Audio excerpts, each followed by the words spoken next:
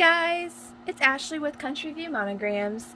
Today I'm bringing you along and showing you how I'm setting up 3 new designs for my shop. I'm going to stitch these out for my own daughter, but as samples for my Etsy shop. So we're going to do one that's a quick stitch bean style, we have one that's a zigzag applique, and one that's a satin applique. I will be using 2 different softwares today. I use both Sewot Pro embroidery software as well as the free version of Embrilliance, so Embrilliance Express, so I can use the BX fonts and type those out. This is just a combination that's worked well for me over the years. When I first started with embroidery, Sewot Pro was kind of the standard, and I've just had it so long that I feel much more competent on what I'm doing in Sewot Pro versus Embrilliance.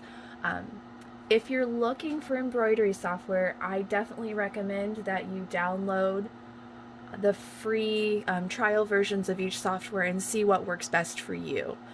Just because I use Sewot Pro and it works best for me, I know many people love Embrilliance. So that's always an option as well. And there are other options out there. Those just seem to be the 2 that you hear about the most. So here we are in Sewot Pro, and I have this design pulled up right now. It's just 3 clover designs that are linked together. It's a bean stitch. This is just a quick stitch design. This is not meant to be an applique. The design's set up to have 3 different thread colors. So I'm going to leave those as is, but I'm going to jump over to my Embrilliance program so that we can set up a name to go with this. Alright, so here's Embrilliance. I'm going to maximize that. I'm going to click on the little A to create letters. That opens up the letter box over here. And I'm going to type my daughter's name. It's Blakely. And since we're going to be using a bean stitch type design, I'm going to see if I can find like a vintage type font that'll go well with that and her name. Let's see.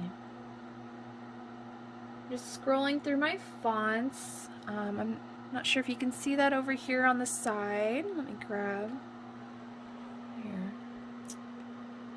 Let's see. Let's try this Leisha font. So I am stitching out these designs as a tester for creative appliques.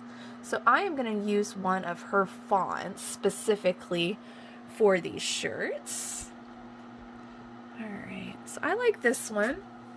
That's a 1-inch font. I'm just going to zoom in a little bit so I can see it a little bit more. This one kind of has a double outline. I think it's kind of cute. I've used it before. It stitches very well, and I think that's super cute in her name. So I'm going to go over,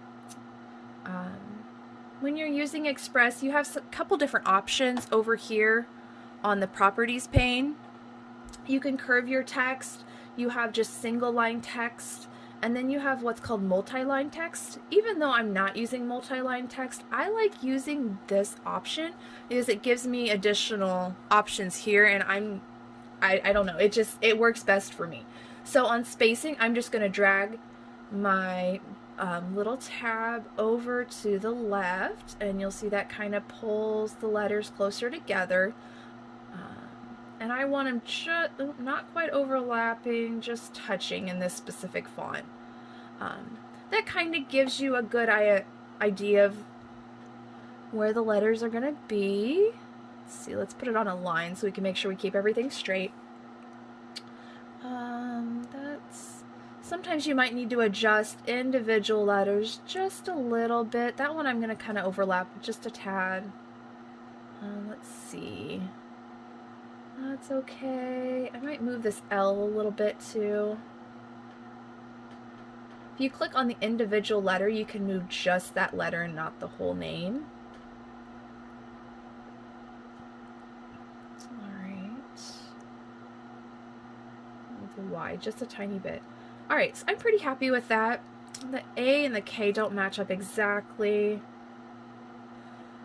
See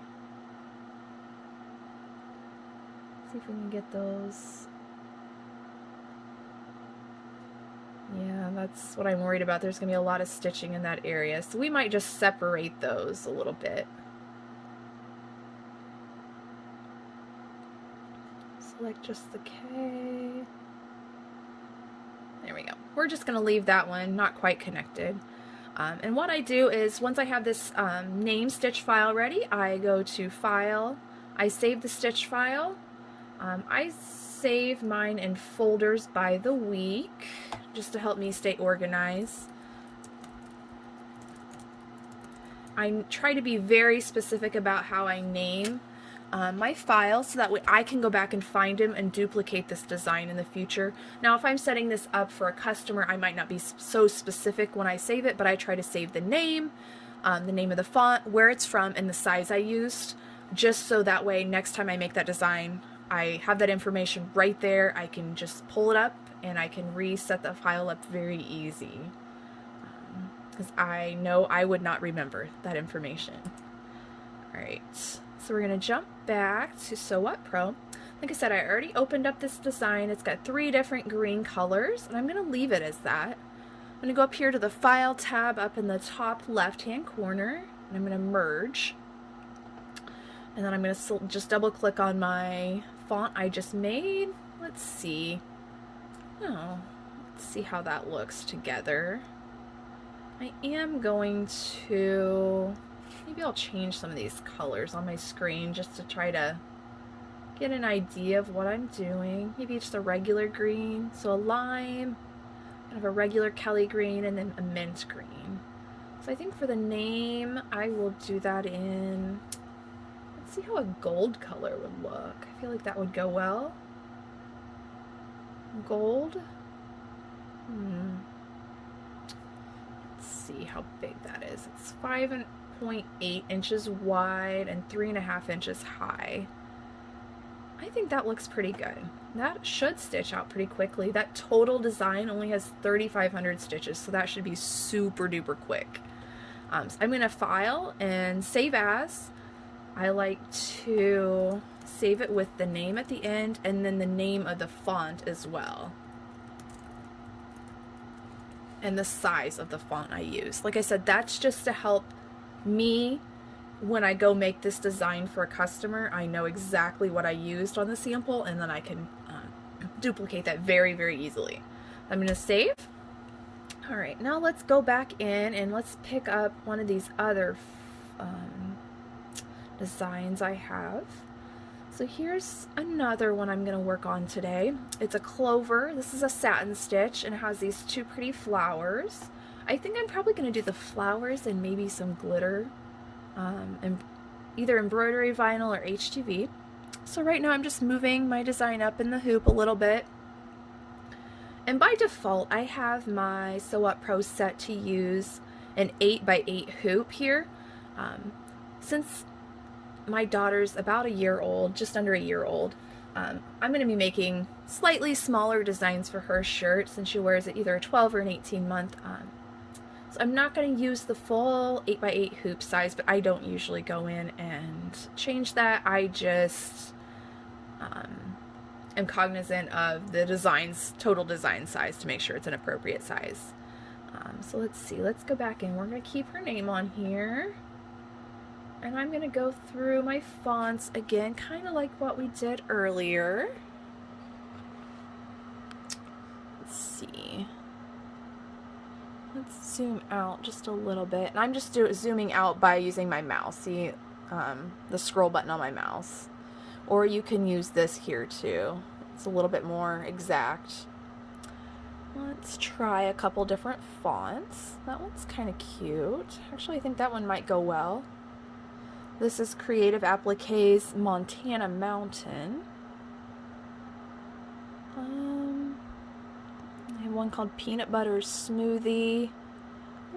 I don't think that one matches the feel I'm going for. We have Playtime.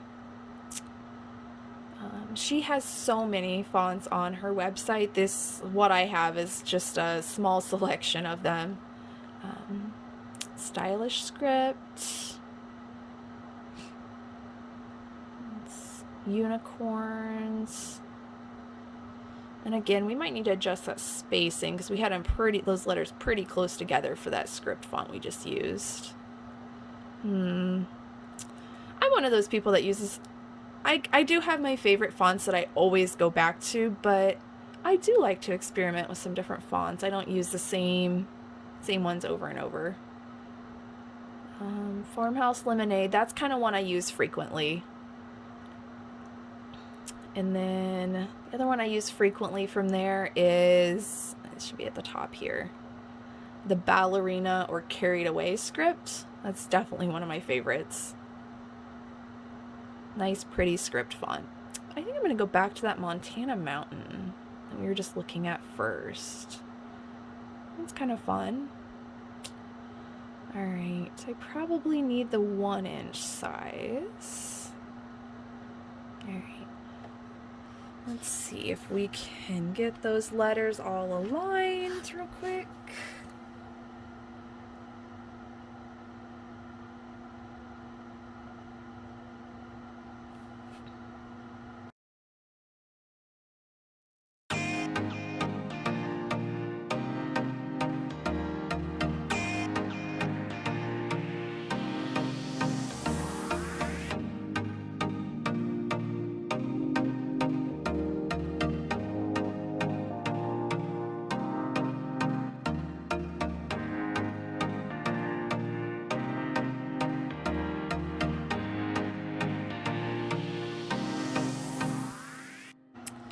Alright, so for this next step, I'm going to go ahead and change some of the colors in here.